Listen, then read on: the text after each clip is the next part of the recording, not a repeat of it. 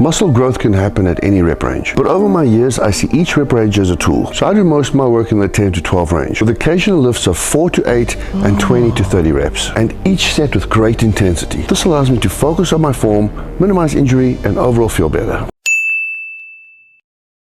I've always tried to convince myself that genetics aren't important, that it's all about your work ethic, the time you put in, and the sad reality is, and something which I just hate, that's not the truth. Genetics are extremely important for building muscle. Now, after doing copious amounts of research on this topic, looking at different studies, looking at other people's opinion on the subject, also seeing how I react to training compared to some of my mates who have started lifting, I came to the conclusion that genetics play about a 50 to 60% role in gaining muscle. Lifting weights at a young age will stunt your growth. Really, you think that? Imagine you're 7, 8 years old and you do some 5-pound bicep curls. That's going to stunt your growth.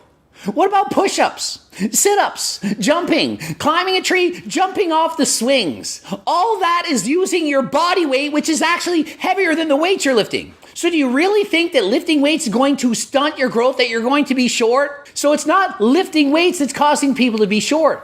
Oh, but I looked at all those gymnasts and they're not very tall. That's because in the sport of gymnastics, being shorter is often easier to perform those movements. So natural selection occurs and people who are shorter tend to excel more. Doesn't mean that because they're doing gymnastics, that's making them shorter. So if you're young and want to lift weights, do so, but do so safely. Use lighter weights, learn proper exercise technique, and don't be crazy in the gym and get injured.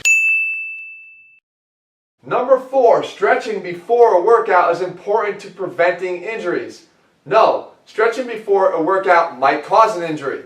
Guys, we've talked about this in depth again in other videos on our channel. There's a different goal here. Stretching is about increasing the tissue length. Trying to increase tissue length before training is actually something that can disturb the motor pattern stored for the movement you're about to perform. That's not a good thing, especially if you're trying to step underneath a heavy squat rack, into the squat rack for a heavy squat.